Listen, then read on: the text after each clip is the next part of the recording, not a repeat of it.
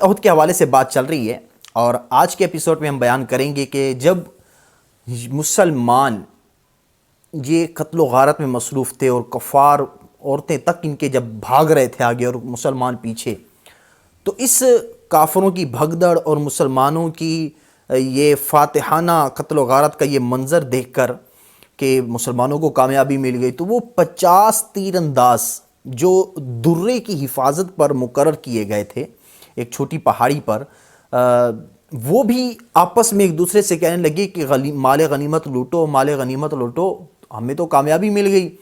ان لوگوں کے جو افسر تھے حضرت عبداللہ بن جبیر رضی اللہ تعالیٰ عنہ، انہوں نے ہر ایک کو روکا، نبی پاک علیہ السلام کا فرمان یاد دلایا، نبی پاک علیہ السلام کے فرمان کی مخالفت سے ڈرایا، مگر ان تیر اندازوں نے ایک نہیں سنی اور اپنی جگہ چھوڑ کر مال غنیمت لوٹنے میں مصروف ہو گئے۔ اب لشکر کفار کا ایک افسر خالد بن ولید جو کہ بعد میں مسلمان ہوئے، وہ جو ہے پہاڑ کی بلندی سے، احد پہاڑ کی بلندی سے دیکھ رہے تھے کہ یہ چھوٹے پہاڑ سے یہ جگہ بیچ میں سے خالی ہو گئی ہے۔ اب جب انہوں نے دیکھا کہ دورے یہ چھوٹے پہاڑ سے پیرا وغیرہ خالی ہو گیا، تو فوراً انہوں نے اسی پیچھے کے راستے سے مسلمانوں پر فوج لا کر مسلمانوں کے پیچھے سے حملہ کر دیا۔ اللہ اکبر۔ حضرت عبداللہ بن جبیر نے چند جان بازوں کی انتہائی جو ہے نا دلیری کے ساتھ انہوں نے چند صحابہ کرام کے ساتھ انہوں نے کافی مقابلہ کیا، مگر سب کے سب شہید ہو گئے۔ اب کیا تھا، کافروں کی فوج کے لیے اب وہ راستہ جو پیچھے سے تھا وہ صاف ہو گیا۔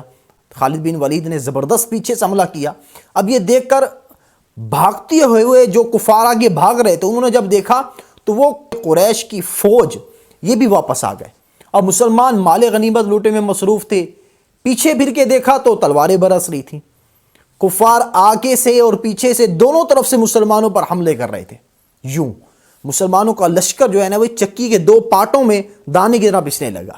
اب مسلمانوں میں ایسی بدحواسی پھیل گئی کہ اپنے اور بیگانے کا، اپنا کون ہے کافر کون ہے یہ پتہ نہیں چل رہا تھا۔ خود مسلمان کی تلواروں سے قتل ہو رہے تھے۔ حضرت حذیفہ رضی اللہ تعالیٰ عنہ کے والد حضرت یمان رضی اللہ تعالیٰ عنہ یہ خود مسلمانوں کے تلوار سے شہید ہوئے۔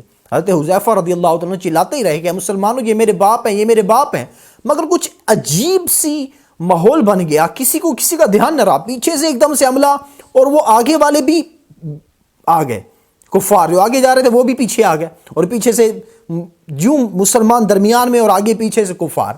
تو مسلمانوں نے حضرت یمان رضی اللہ عنہ کو یوں کسی کو دھیان نہیں رہا شہید کر دیا۔ اللہ اکبر۔